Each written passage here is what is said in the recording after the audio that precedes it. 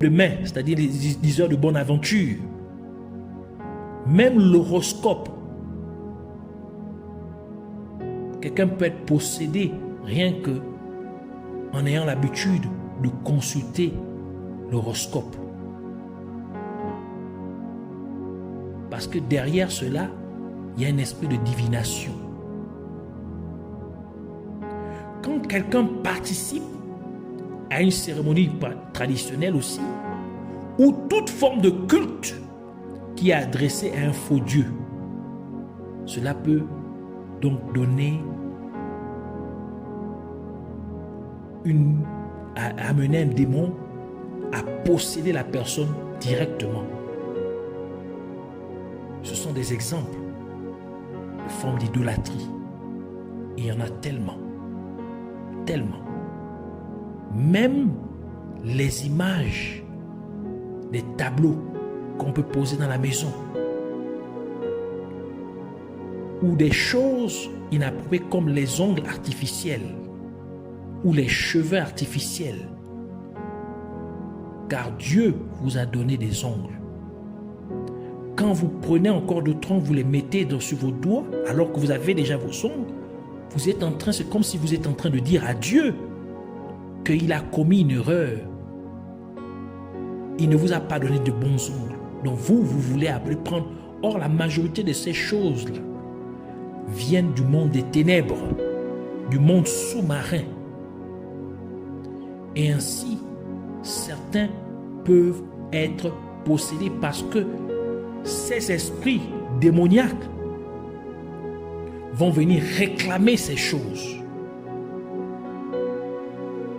C'est pourquoi une femme peut être envoûtée en portant des tissages et elle devient têtue, par exemple, au point qu'elle n'écoute plus son mari. Et il y a la discorde, cela crée la discorde dans le foyer. Une troisième porte principale qui peut conduire à une possession démoniaque directe est le péché d'immoralité sexuelle, tel qu'indiqué dans le livre de Corinthiens, dans 1 Corinthiens chapitre 6, versets 15 à 19, qui dit ceci: ne savez-vous pas que vos corps sont des membres de Christ?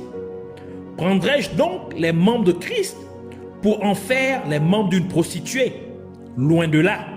Ne savez-vous pas que celui qui s'attache à la prostituée est un seul corps avec elle? Donc celui qui a des rapports sexuels avec une prostituée, et là ça peut une femme seulement qui n'est pas son épouse. Car est-il dit, les deux deviendront une seule chair, mais celui qui s'attache au Seigneur est avec lui un seul esprit. Fuyez l'impudicité. Quelque autre péché qu'un homme commette, ce péché est hors du corps, mais celui qui se livre à l'impudicité pêche contre son propre corps.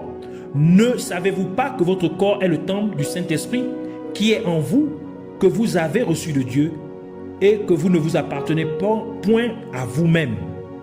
Cela signifie que si quelqu'un qui n'est pas marié a des relations sexuelles avec une personne, commettant ainsi le péché de fornication, ou un homme qui est marié à une femme et pourtant qui aurait des relations sexuelles avec une autre femme qui n'est pas sa femme, commettant ainsi le péché d'adultère, cela donnerait ainsi un accès direct à un démon de pouvoir posséder ou les posséder les deux.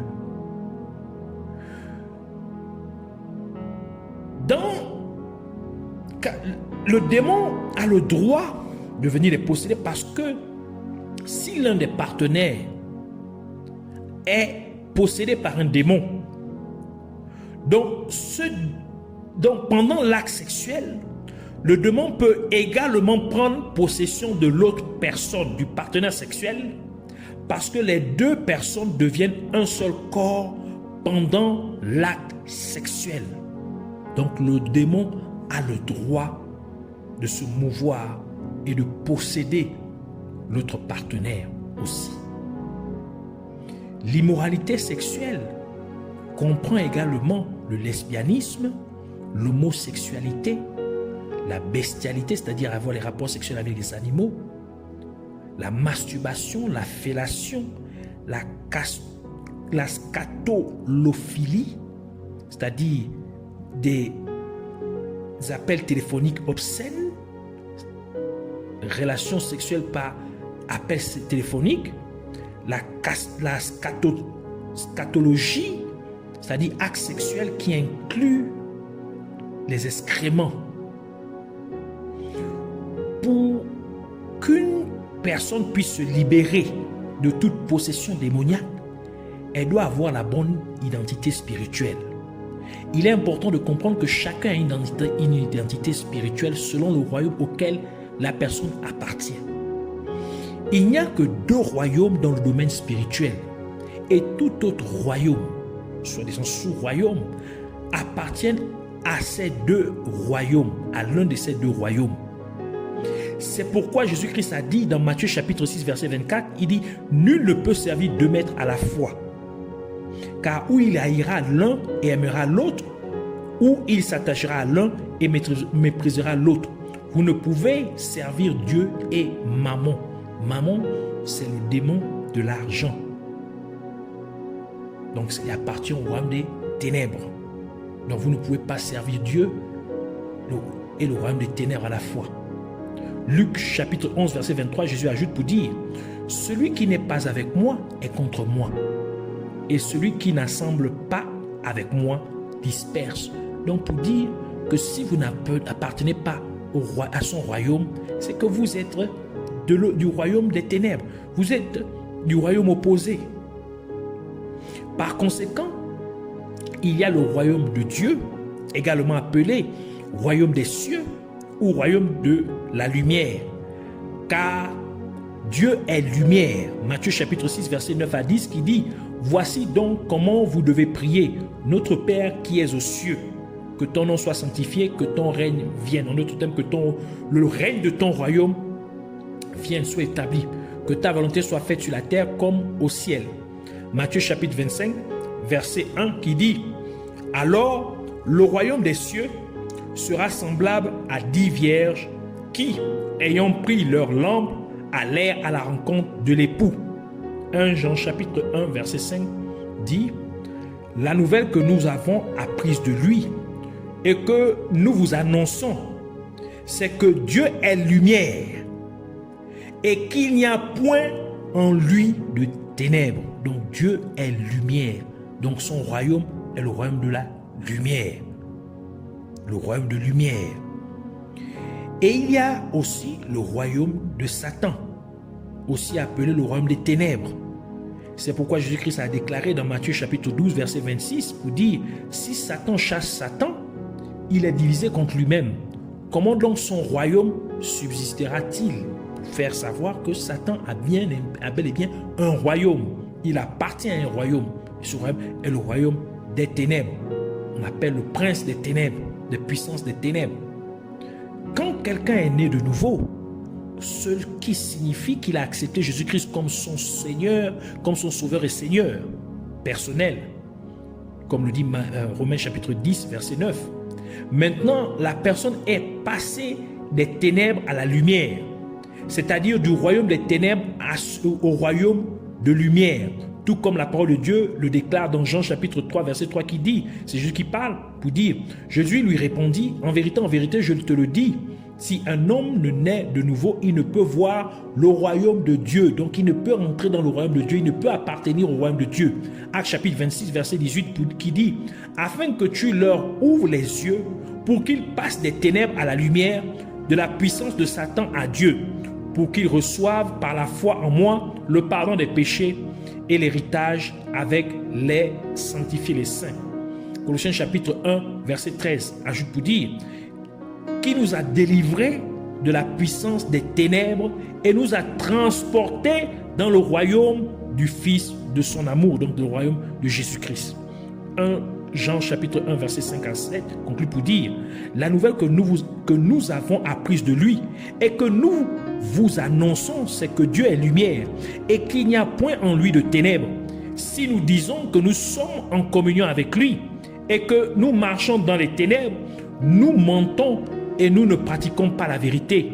Mais si nous marchons dans la lumière, comme il est lui-même dans la lumière, nous sommes mutuellement en communion et le sang de Jésus-Christ, son Fils, nous purifie de tout péché. Ainsi, l'identité spirituelle d'une telle personne qui a accepté Jésus-Christ comme son Sauveur et Seigneur a changé. Elle est maintenant devenue un enfant de Dieu, comme Jean chapitre 1 verset 12 le dit.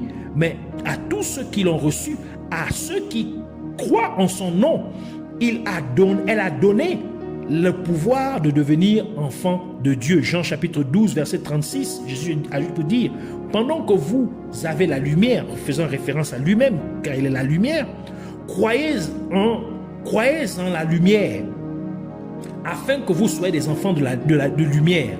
Jésus dit ces choses, puis il s'en alla et se cacha loin d'eux.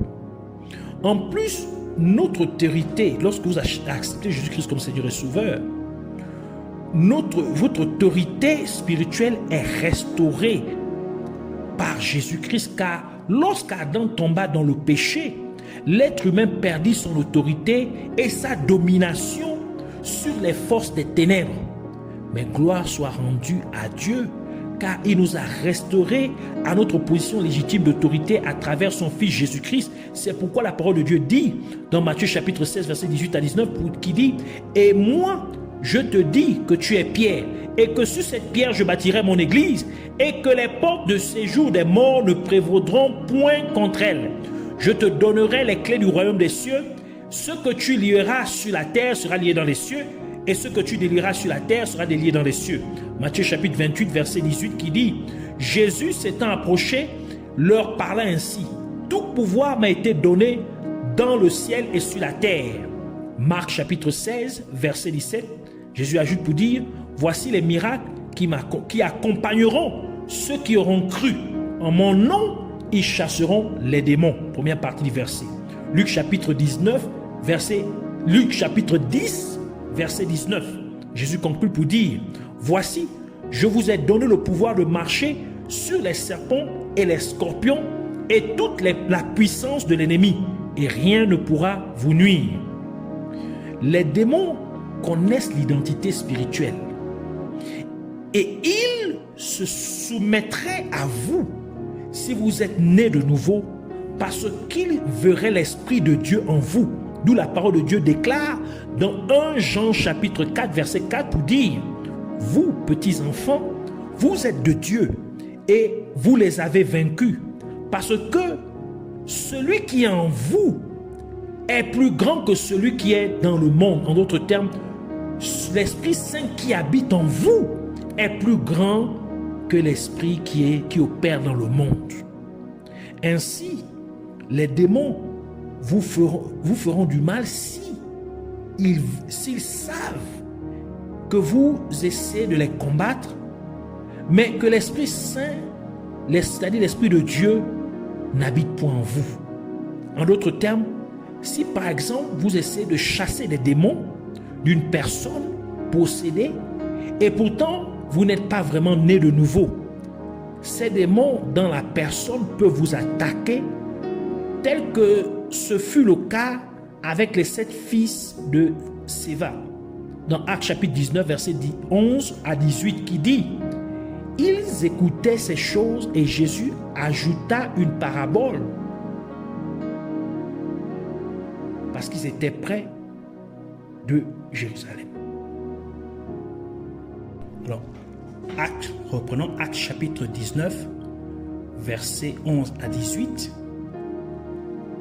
qui dit: et Dieu faisait des miracles extraordinaires par les mains de Paul, au point qu'on appliquait sur les malades des linges ou des mouchoirs qui avaient touché son corps. Et les maladies les quittaient et les esprits malins sortaient. Quelques exorcistes juifs ambulants essayèrent d'invoquer sur ceux qui avaient des esprits malins le nom du Seigneur Jésus en disant, je vous conjure par Jésus que Paul prêche. Ceux qui faisaient cela étaient 7 fils de Siva, juifs, l'un des principaux sacrificateurs. L'esprit malin leur répondit, je connais Jésus et je sais qui est Paul, mais vous, qui êtes-vous? Et l'homme dans lequel était l'esprit malin s'élança sur eux, se rendit maître de tout d'eux et les maltraita, et de telle sorte qu'ils s'enfuirent de cette maison nus et blessés. Cela fut connu de tous les Juifs et de tous les Grecs qui demeuraient à Éphèse, et la crainte s'empara de tous, et le nom du Seigneur Jésus était glorifié. Plusieurs de ceux qui avaient cru venaient confesser et déclarer ce qu'ils avaient fait. Donc c'est pour dire que les démons, les esprits démoniaques, le monde des ténèbres connaît l'autorité.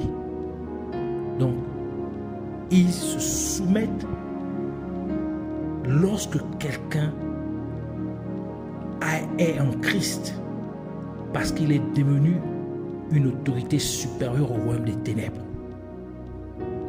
Mais lorsque vous n'appartenez pas à Jésus-Christ, ils ne peuvent reconnaître votre autorité. Ils ne peuvent se soumettre à vous, mais ils auront le dessus sur vous. Alors si vous voulez avoir la délivrance, il est important de pouvoir changer et vous rassurer que vous avez l'autorité spirituelle appropriée, et cette autorité se trouve en Jésus-Christ. Donc ici, par cet enseignement, Dieu nous parle et nous enseigne l'importance de la délivrance et comment obtenir sa délivrance. Comment vous pouvez prier pour votre délivrance, mais non seulement d'obtenir la délivrance, mais de pouvoir la conserver en vous rassurant de faire de Jésus-Christ l'homme fort de votre vie, c'est-à-dire le Seigneur de votre vie, en menant une vie en obéissance à la parole de Dieu, une vie de sainteté. Alors nous voulons ici prier. Alors tu vas répéter cette prière avec moi avec autorité. Tu vas prier à haute voix. Répétez cette prière au nom de Jésus-Christ. Et il faut croire. Car sans la foi, vous ne pouvez pas obtenir les choses du royaume de Dieu. Alors, prions ensemble. Seigneur Jésus-Christ, je te remercie pour ta parole. Et puisses-tu être à jamais exalté pour ton amour et ta bonté envers moi. Je te confesse comme le Sauveur et le Seigneur de ma vie. Et je te prie pour que tu me pardonnes tout péché qui a donné accès à quelconque entité démoniaque de contrôler ma vie. Et puisses-tu me purifier, me sanctifier par ton sang précieux, et que ton sang annule tout impact négatif que ces péchés peuvent avoir causé dans ma vie au nom de Jésus-Christ.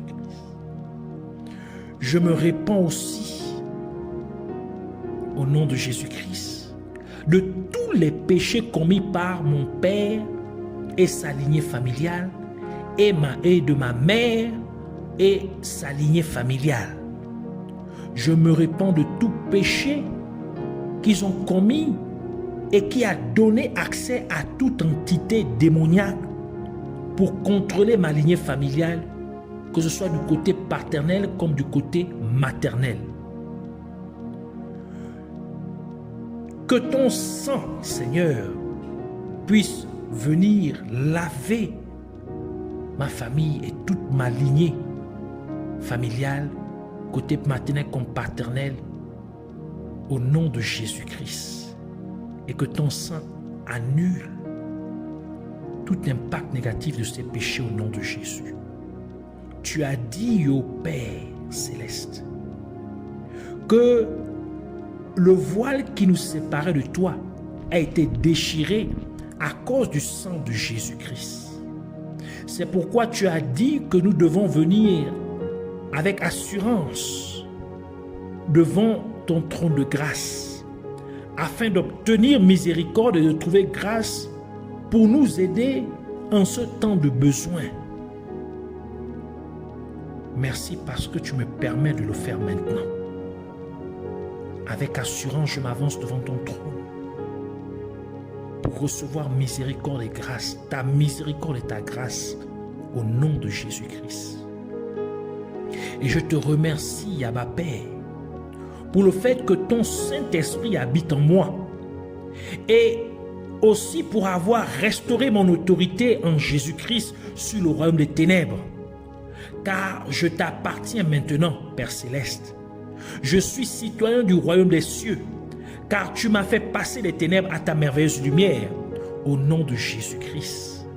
Et plus grand est l'Esprit de Dieu qui habite en moi que l'Esprit qui opère dans le monde. Je prends donc autorité au nom de Jésus-Christ et je renonce à toute alliance qui a été faite avec le royaume des ténèbres, que ce soit par moi-même ou par quelconque membre de ma lignée familiale du côté paternel ou du côté maternel. Et je romps une telle alliance au nom de Jésus-Christ. Et je commande au nom de Jésus-Christ à toute entité démoniaque ou à toute force des ténèbres qui a pris le contrôle de ma vie ou de la vie ou de ma famille ou de mes enfants, de libérer ma vie, de libérer ma famille, de libérer la vie de mes enfants au nom de Jésus-Christ. Je vous chasse dans les abîmes de l'enfer au nom de Jésus-Christ. Je te remercie, Seigneur Jésus-Christ, pour l'accomplissement de ta parole, car tu as dit qu'en ton nom nous chasserons les démons. Tu as aussi dit que le joug sera brisé à cause de l'onction. Je prie ainsi au nom de Jésus-Christ que chaque joug du royaume des ténèbres sur ma vie, sur ma famille et sur la vie de mes enfants soit complètement brisé par l'onction du Saint-Esprit au nom de Jésus-Christ. Tu as dit dans ta parole, Père Céleste, que Jésus-Christ est devenu malédiction. Il s'est fait malédiction pour que nous soyons bénis. Ainsi, je décrète que toute malédiction sur ma vie, sur ma famille et sur la vie de mes enfants est brisée au nom de Jésus-Christ et que nous sommes ainsi bénis au nom de Jésus-Christ. Et encore une fois, tu as dit dans ta parole, Abba Père, que Jésus-Christ s'est fait pauvre afin que nous soyons riches. Par conséquent, je décrète que toute pauvreté sur ma vie, sur ma famille et sur la vie de mes enfants est brisée au nom de Jésus-Christ et que nous sommes ainsi rendus riches au nom de Jésus-Christ. Tu as aussi dit que par tes meurtrissures, par les meurtrissures de Jésus-Christ, nous sommes guéris. Je décrète donc que toute maladie chronique dans ma vie, dans la vie de mes enfants, dans ma famille, est brisée au nom de Jésus-Christ et que nous sommes ainsi rendus sains et intacts, en bonne santé, dans notre corps, âme et esprit au nom de Jésus-Christ. Et encore, tu as dit que les enfants n'auront plus à souffrir pour les péchés de leur père.